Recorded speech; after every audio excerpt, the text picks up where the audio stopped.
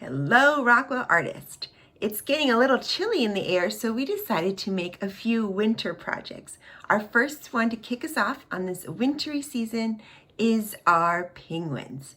Enjoy making a penguin with a cool or warm background. Today's project has two parts to it. The first part, we're going to create a background for our penguin we're going to draw.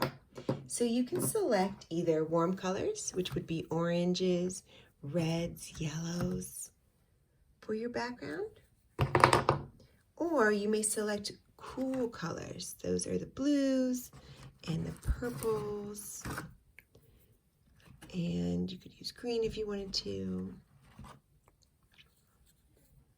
I'm going to use warm colors today.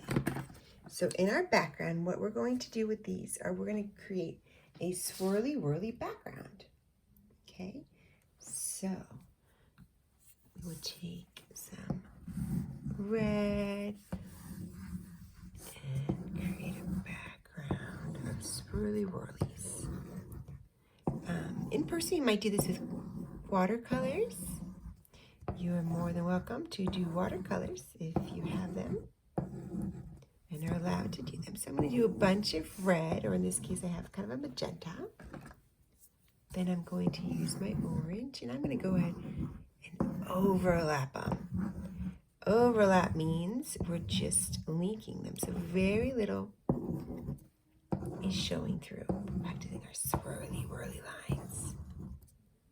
Some of them could be bigger, some could be smaller, but you want to squeeze them in all those little spots. I'm going to take some yellow. Once we are finished with this, we're going to put this aside because we're going to create a penguin now using a separate sheet of paper. So this project is going to take 2 pieces of paper to do. Okay, fill in those little spots and put it aside, or turn your page over, because the next thing we're going to create is a little penguin. By little, I mean large.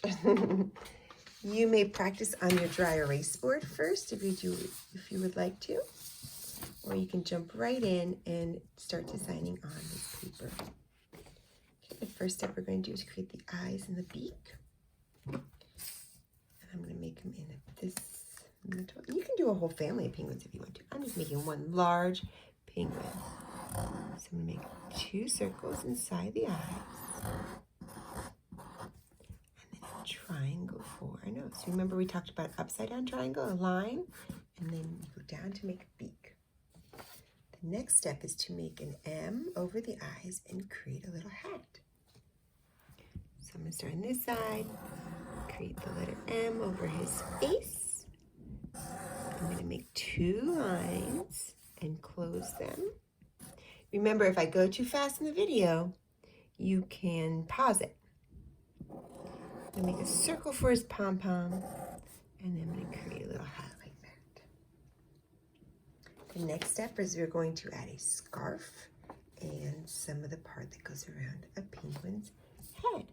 So the same thing I did up here with the 2 lines, and then I'm going to close them. And then I'm going to make 2 lines and close it down here, 2 lines and close it down here. Then I'm going to add this, and this will be filled in black later. And now we're going to add the tummy and the arms and legs. The tummy is going to be a big letter U all the way up here.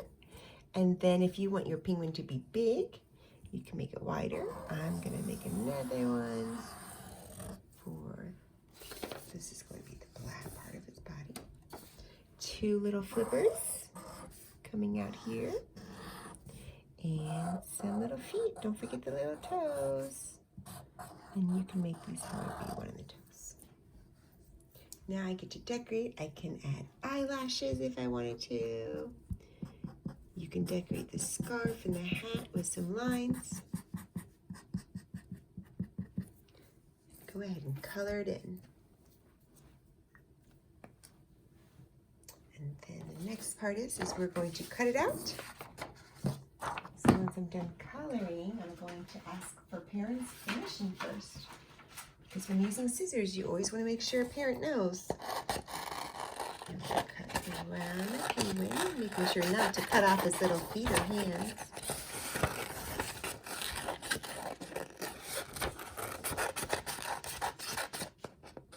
I like to leave a little edge around my art when I cut it out, not to cut it right on the line, leave a little bit of an edge. And make sure I don't cut off any important pieces.